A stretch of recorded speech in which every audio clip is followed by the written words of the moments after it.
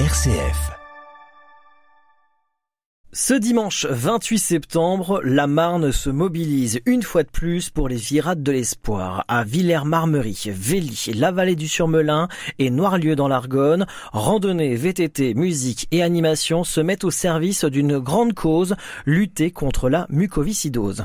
Francis Faverdin, bonjour. Bonjour. Merci d'être avec nous et d'avoir accepté notre invitation. Vous êtes l'organisateur des Virades de l'Espoir dans la Marne. Pouvez-vous, dans un premier temps, nous raconter comment les Virades de l'Espoir se sont implantés dans notre territoire de la Marne et ce qui vous a motivé, vous, à vous impliquer depuis de nombreuses années dans cette organisation? Eh bien, les Virades, au niveau national, fêtent leurs 40 ans en 2025, leur 38e année dans la Marne. Ce qui a été le moteur pour nous, c'est que je suis un parent d'une patiente qui a la mucoviscidose. Quand ça vous tombe dessus, comme toute famille qui a en charge une maladie génétique grave et rare, on se dit ou je subis ou j'agis. Si on se remet dans le contexte d'il y a 38 ans dans la Marne et au niveau national, le mot mucoviscidose n'était pas connu. Et c'est quelque chose aussi que connaissent les familles de maladies rares, c'est de souffrir du fait qu'on n'est pas connu. Et les Virades, elles ont deux objectifs. C'est que c'est un moyen de parler de la mucoviscidose et de partager ce que vivent nos patients.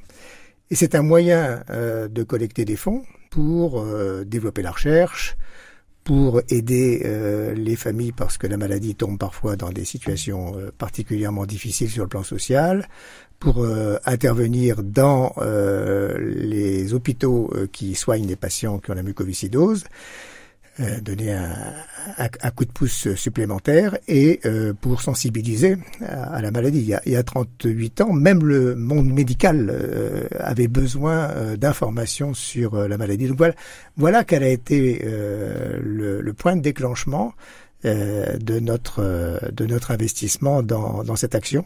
Et c'est formidable parce que les Virades de l'Espoir, eh bien, à la fois ça fait parler et à la fois ça permet de collecter. Et si on se remet aussi 40 ans en arrière, c'était assez rare des manifestations autour de randonnées qui avaient en même temps un objectif de parrainage, de recherche de dons. Aujourd'hui, il y en a beaucoup.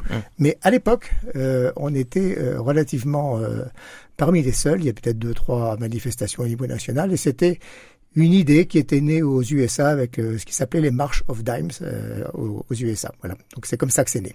Donc depuis plus de 38 ans désormais du côté de notre territoire de la Marne, vous le disiez, double objectif, faire parler, faire connaître cette maladie et puis récolter des fonds. Alors justement, cette année, l'objectif est de rassembler 4 à 5 000 participants et de collecter 100 000 euros. Francis Faverdin, qu'est-ce que cet objectif représente pour vous et pour les patients de la région ?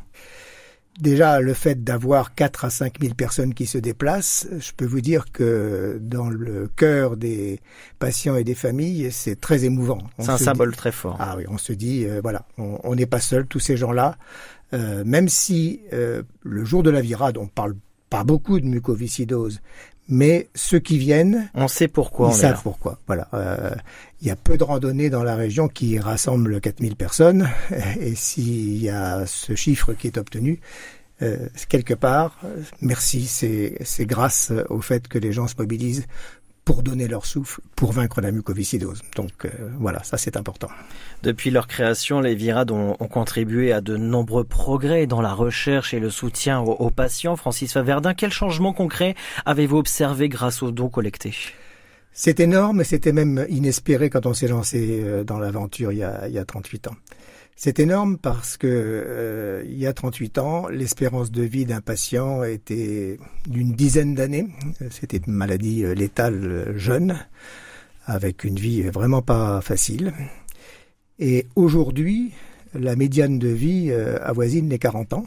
Je suis certain que sans la générosité du public, ce qu'on a pu avoir avec les Virades, on n'aurait pas fait aussi vite les mêmes progrès, même si bien sûr la recherche elle est mondiale, même si au final ce que nous avons aujourd'hui comme nouveaux médicaments ne vient pas de France, mais la recherche française a apporté sa pierre Et avant d'avoir un traitement efficace, on a eu des traitements symptomatiques de kinésithérapie, d'antibiothérapie. Et pour ça, il y avait aussi besoin de sensibilisation, de mise au point fine. Et les patients qui aujourd'hui bénéficient du nouveau traitement, ça s'appelle des modulateurs. Ils ont pu, pour une grande partie d'entre eux, atteindre cet âge-là grâce aux soins de kinésithérapie et d'antibiothérapie. Donc on voit du progrès au fil des années, on peut le dire. Et je crois que tous ceux qui ont contribué depuis 38 ans au Virade, au départ à l'aveugle, peuvent se dire que oui, ça n'a pas été vain leur participation. Et on a encore besoin, on va peut-être en parler, mais on a encore besoin de continuer. Eh ben justement, on va en parler. Vous avez raison, Francis Faverdin. Les Virades proposent donc des parcours pour tous les âges et tous les niveaux, du parcours poussette au trail chronométré. Comment réussissez-vous à concilier à la fois l'aspect convivialité et l'aspect mobilisation ? C'est important parce que s'il n'y avait pas la convivialité, si on se disait oh là là, je vais venir un dimanche, on va parler maladie, etc., je pense qu'on mobiliserait pas. Si on mobilise, c'est parce que ceux qui viennent, ils passent une bonne journée, d'abord en marchant ou en faisant du VTT, chacun à leur rythme, parce qu'ils vont pouvoir manger des frites fraîches, des crêpes et se restaurer, et parce qu'ils vont avoir des animations l'après-midi qui permettent de passer finalement un bon dimanche en famille. Et je pense que c'est ce qui fait que on a du monde. Et puis, grâce aux bénévoles qui nous accompagnent, nous les parents, on ne pourrait pas seuls faire tout ce que l'on fait. Les tracer des parcours VTT, c'est un savoir-faire, et il y a des très très beaux parcours VTT, notamment pour la partie montagne de Reims. Il y a besoin de savoir-faire à Vély pour le trail, et voilà, c'est ça aussi qui fait la bonne journée, et chacun à son rythme. Pour ça aussi qu'il y ait des parcours poussettes, pour que même les familles répondre à tout le monde. Ne disent pas on vient là un truc sportif. C'est sportif si on veut, et c'est bien-être et randonnée. On peut dire que c'est un rendez-vous ouvert à tous. Voilà, exactement. Voilà. Avant de nous quitter, Francis Faverdin, quel message aimeriez-vous transmettre aux habitants marnais pour les encourager à participer et aussi à soutenir Vaincre la mucoviscidose ce dimanche 28 septembre. Donc, passez une bonne journée. Et puis, la mucoviscidose a besoin qu'on continue les progrès qu'on a évoqués. Le nouveau médicament, il a des effets secondaires.